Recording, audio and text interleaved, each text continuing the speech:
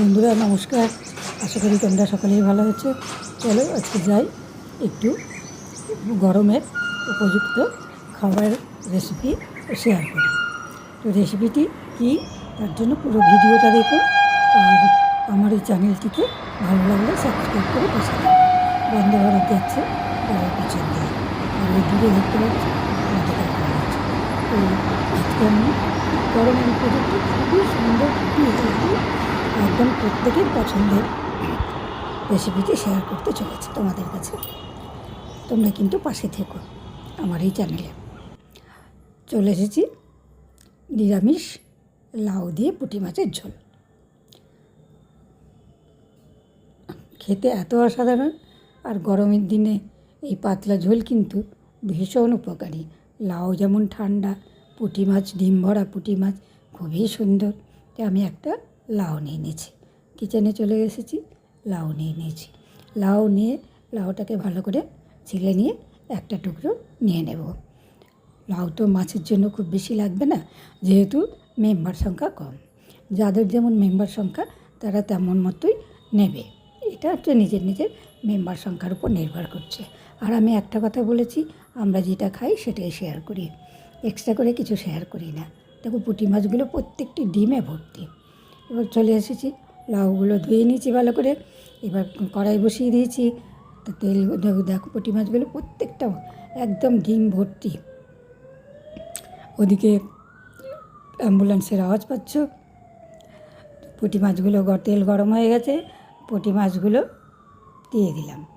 দিয়ে এবার সুন্দর করে লাল করে ভেজে নেব। তো বেশ এইগুলো পিট ওপিট করে সুন্দরভাবে লাল করে ভেজে নিলাম। এক রাউন্ড ভাজা হয়ে গেল। এইবার বাকিটিও ভেজে নেব। এর মধ্যে অল্প করে কিছুটা ভাজা রাখবো।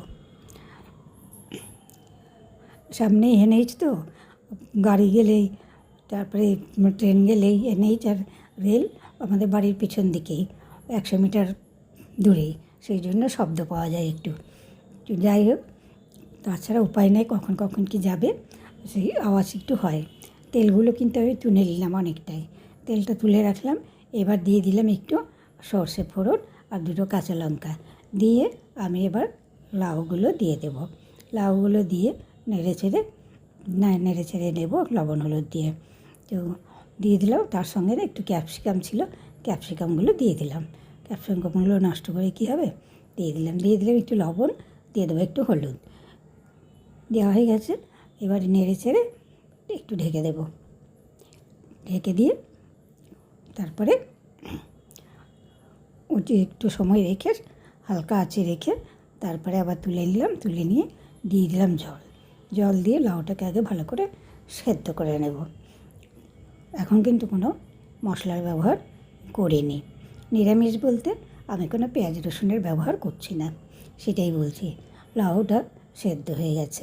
এবার আমি লাউর যে ঝোলটা, সেটা কিন্তু আমি এবার নামিয়ে নেব। আর আমি মশলা করে রেখেছি, মশলাটাও দেখতে হবে। নামিয়ে এবার রেখে দিই গরম ঝোলটা। এবার কড়াইটা দিয়ে আবার কড়াইটা বসিয়ে দিলাম। যে তেলটা তুলে রেখেছিলাম মাছ ভাজা, সেই তেলটা দিয়ে দিলাম হচ্ছে 2টো কাঁচা লঙ্কা, শুকনো লঙ্কা, তেজপাতা, একটু জিরে ফোড়ন। নেড়ে চেড়ে নেব। এবার ভালো করে দেখো, এই শুকনো লঙ্কাগুলো একটু ফ্রাই হবে, তখন কিন্তু দিতে হবে। আর এই যে মশলাটা দিচ্ছ, এটা হচ্ছে, এর মধ্যে আছে একটু জিরে, একটু আদা আর একটু টমেটো, এই আছে মশলার মধ্যে। এটা আমি পেস্ট করে রেখে ফ্রিজেও রেখে দিই, আমার বিভিন্ন তরকারিতে লাগে।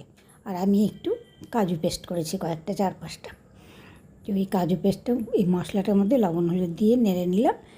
নেওয়ার পর কাজু পেস্টটা দিয়ে দিলাম।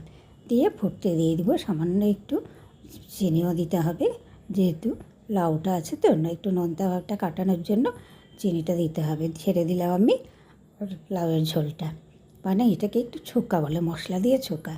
এবার ভালো করে ফুটে গেলে তারপরে মাছটা দিয়ে, মাছ দিয়ে কিন্তু বেশিক্ষণ ফোটালে মাছের স্বাদটা অনেকটাই কমে যায়। সেই জন্য মাছ দিয়ে ঢেকে ফোটায় না। এটা অনেকেই মাছ দিয়ে ঢেকে ফোটায়, আমার যেন কেমন ভালো লাগে না, আস্তে আস্তে গন্ধটা মনে হয়। আর আমি মাছ দিয়ে কখনোই ঢাকনা দিয়ে ফোটাই না।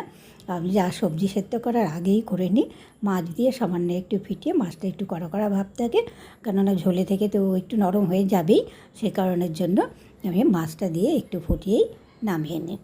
দেখো হয়ে গেল আমার নিরামিষ লাউ দিয়ে পুঁটি মাছের ঝোল, গরমের একদম পারফেক্ট খাবার। গরম ভাতে বা ভাতের সঙ্গে খুবই ভালো লাগবে খেতে। ভিডিওটি দেখার জন্য ধন্যবাদ। ভালো লাগলে লাইক, শেয়ার, কমেন্ট করো, চ্যানেলটা সাবস্ক্রাইব করে পাশে থেকো। আর আজকের মতো এখানেই শেষ করছি, পরে কোনো ভিডিওতে দেখা হবে। ভালো থেকো, সুস্থ থেকো, সাবধানে থেকো, এটুকুই তোমাদের কামনা।